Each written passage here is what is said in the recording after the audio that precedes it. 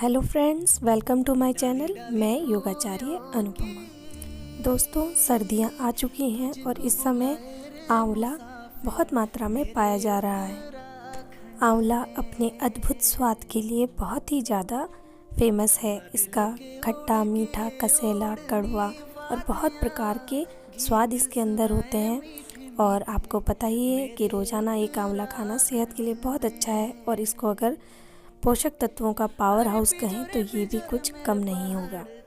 एक आंवले में एक संतरे से 8 गुना ज़्यादा विटामिन सी होता है और ताड़ के वृक्ष की एक प्रजाति होती है जिसे अकाई बेरी कहते हैं, उससे 3 गुना ज़्यादा एंटीऑक्सीडेंट पाया जाता है, जो कि एक अनार से 17 गुना ज़्यादा है। अगर आंवले को सुपर फूड भी कहा जाए तो ये भी कम होगा।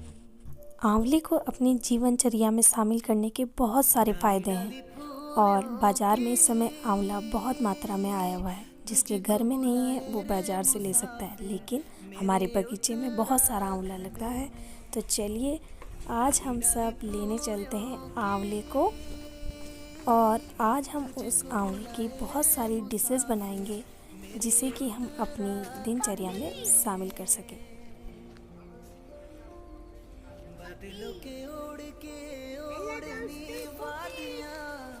हाय दोस्तों मेरे उत्तराखंड में। अरे पिजोरे मेरे पहाड़ को, अरे पिजोरे मेरे पहाड़ को। दोस्तों, अंग्रेजी में एक कहावत है, बिटर इज़ बेटर, यानी कि कड़वा बहुत लाभदायक है। और संस्कृत से एक शब्द लिया गया है आमलकी, क्योंकि आंवला हरे रंग का एक पारदर्शी फल है और इसको आमलकी नाम दिया है। और आमलकी का मतलब है जीवन अमृत। भारत में आंवला अपने स्वास्थ्य लाभ के लिए और बहुत सारे असाध्य रोगों को ठीक करने के लिए बहुत फेमस भी है। आयुर्वेद में कहा गया है कि वात, पित्त, कफ के बिगड़ने से ही सारे रोग होते हैं, जिसे त्रिदोष कहते हैं, जिसमें वात के कारण 80, पित्त के कारण 40 और कफ के कारण 28 रोग होते हैं। और इन्हीं सारे रोगों को त्रिफला से दूर किया जाता है। और त्रिफला में आंवले का बहुत ज़्यादा यूज किया जाता है, यानी कि 3 भाग लिए जाते हैं, जिसमें हरड़, बेड़ा और आंवला, इन तीनों का यूज किया जाता है और तीनों का समान रूप से महत्व होता है त्रिफला को बनाने में। अगर त्रिफला का सेवन हम जीवन में करते रहें तो बहुत सारी बीमारियां, जितनी की भी वात, पित्त, कफ के कारण होते हैं, वो सारी की सारी दूर होती हैं। इसलिए आंवला बहुत इम्पोर्टेंट पार्ट है त्रिफला बनाने में भी। तो आज हम सब ने मिलकर आंवला इकट्ठा करने की सोची है और ये आंवले हम डंडी से नीचे से मार रहे थे तो उनमें चोट लग रही थी, इसलिए हमने पेड़ को हिला करके उनको एक साथ गिरा दिया है। कुछ बासी आंवला भी इसमें जो पहले के टूटे हुए हैं, गिरे हुए हैं, लेकिन जैसा कि आप देख सकते हैं ये आंवला बहुत ही बड़ा है। और इस समय क्योंकि दिसंबर है, यही मौसम है कि इस समय पके पके आंवले आते हैं। इसका मुरब्बा बहुत अच्छा बनता है, अचार बहुत अच्छा बनता है। और जो बड़े वाले आंवले होते हैं इनमें कसेलापन कम होता है, इसका बहुत ही स्वादिष्ट बनता है हर चीज़। और इस तरीके से हम इसको पूरे साल तक यूज भी कर सकते हैं आंवले को, इसकी तरह तरह की चीज़ें बनाकर जो पूरे साल तक चल सके, क्योंकि कच्चा आंवला जो होता है वो बहुत जल्दी ही ख़राब होने लग जाता है। तो इसलिए इसको हम पूरे साल तक चला सकते हैं और आंवले को अपने जीवन में, दिनचर्या में, डेली यूज़ में शामिल कर सकते हैं और उसके बहुत सारे लाभों को हम अपने जीवन में पा सकते हैं।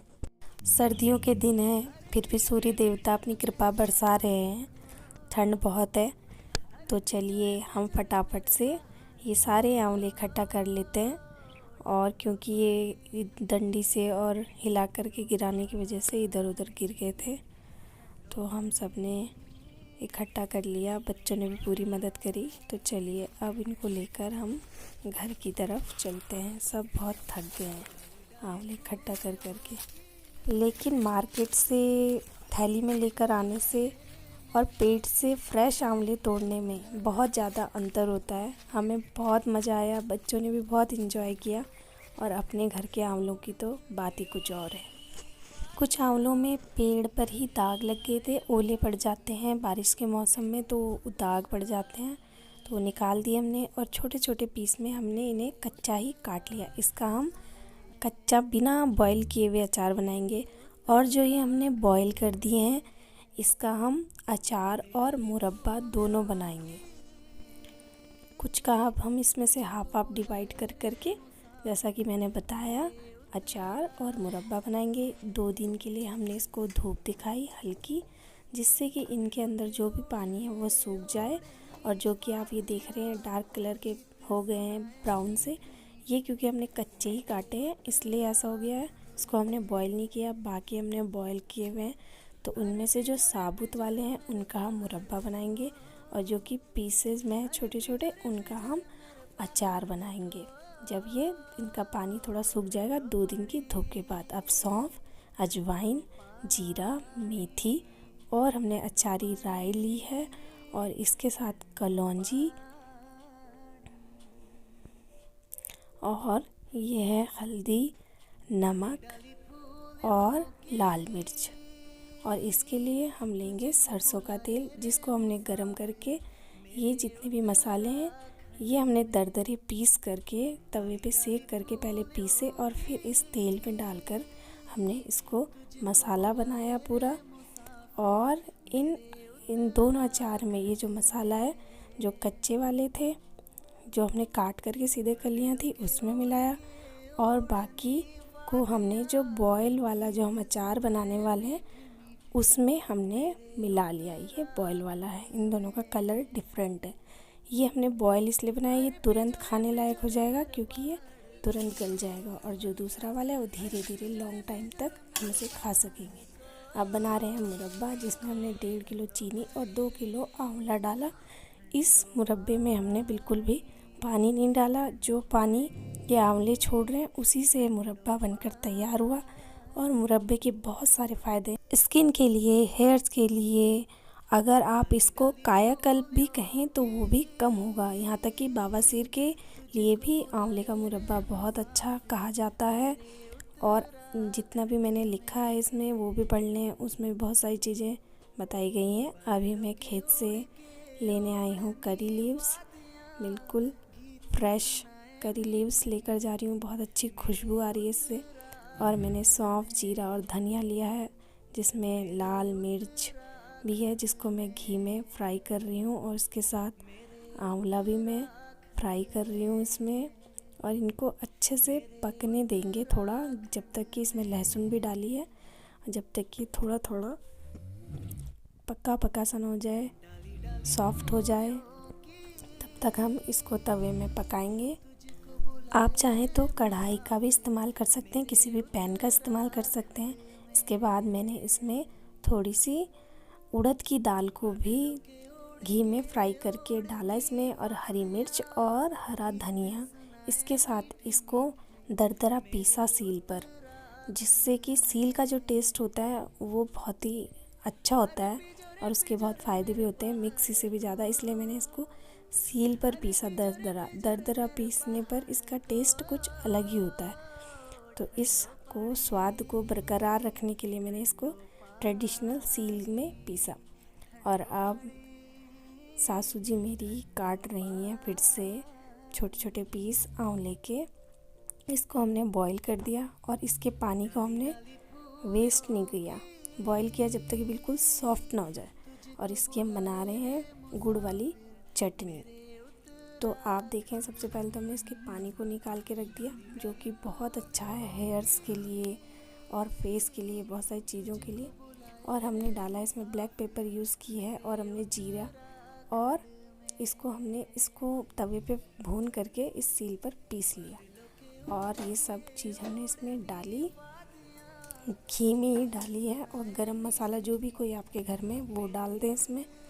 और इसमें डाल दें नमक, काला नमक या सेंधा नमक, कोई सा भी आप डाल सकते हैं, नहीं है तो सफ़ेद वाला भी आप इसमें डाल सकते हैं नमक को। और इसको अच्छे से थोड़ा सा इसको पकने दें और उसके बाद इसमें गुड़ यानी जैगरी को डाल दें। जितने मात्रा में आपके आंवले हैं उतना ही गुड़ होना चाहिए इसमें, और उसको थोड़ा गला लें अच्छे से, इसमें पकने दें घी में। और उसके बाद इसमें हम डालेंगे आंवलों को जो हमने बॉईल किए थे, उसको हम इसमें अच्छे से पकाएंगे। और इसमें आपका बहुत टाइम लग सकता है क्योंकि हमें सिम आंच पर, कम आंच पर ये सब काम करना है, तेज़ आंच नहीं करनी वरना गल जाएगा।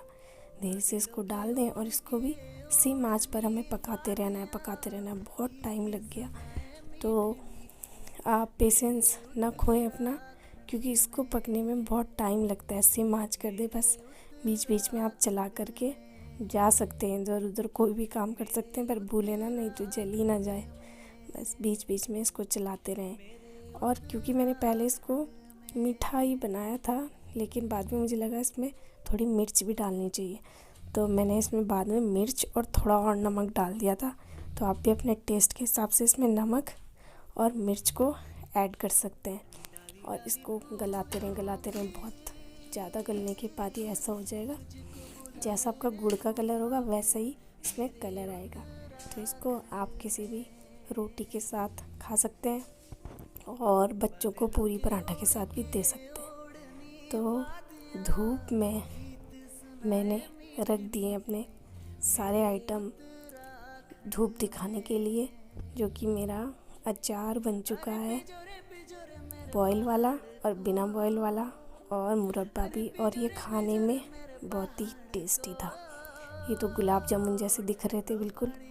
और क्योंकि मैंने जब मुरब्बा बनाया था इसमें, तो इसमें मैंने थोड़ा सा काला नमक और हरी इलायची भी डाल दी थी, जिससे कि स्वाद बहुत ही अच्छा हो गया था।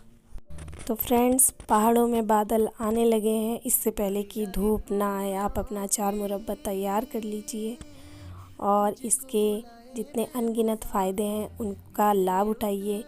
ऐसी ही लाभदायक वीडियोस मैं लाती रहती हूँ। साथ ही में मैंने योगासन की सीरीज़ भी बहुत सारी बनाई हुई हैं। योग करने से जो फ़ायदे हैं उनके बारे में अच्छे से बताया, अच्छे से मैंने आसन्स को एक्सप्लेन किया है, उनके बेनिफिट्स बताए हैं। वज्रासन सीरीज़ बहुत अच्छी है, वो भी आप जा कर के देखें। पवन मुक्त आसन सीरीज़ को भी मैंने बहुत अच्छे से एक्सप्लेन किया है, वो भी जाकर आप प्लीज़ ज़रूर देखें। और ऐसे ही अच्छे अच्छे वीडियोस मैं आपके लिए लाती रहती हूँ और आगे भी लाऊँ, इसके लिए मेरे चैनल को लाइक सब्सक्राइब करना बिल्कुल भी ना भूलें। तब तक के लिए